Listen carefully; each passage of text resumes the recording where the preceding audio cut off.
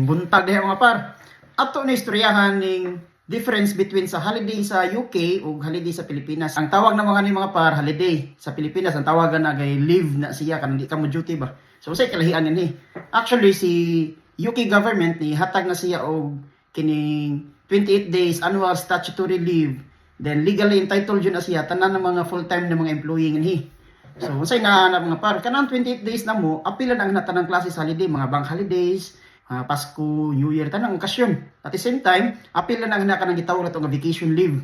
Niya, ang sick leave mga par, wa mo na usahon ning sick leave. Kung mag sick leave ka, normally wala kay bayad yan Kung mo sick leave kag mga 5 ka adlaw niya, kung mag nakay doktor nga kanang certification, ang imuha ra jud madawat mga par, mga kuan siguro mga 25% sa imuhang sahod sa kanaang adlaw kung pila imong sahod.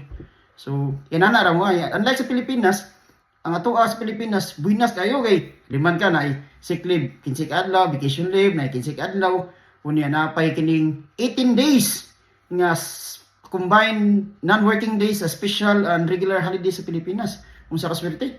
Indot kayo, perti nga ihaya. Dapat thankful ta kung naay gihatag sa gobyerno sa tuwa nga na mas bintaha inyo kaysa sa mo ang sa UK.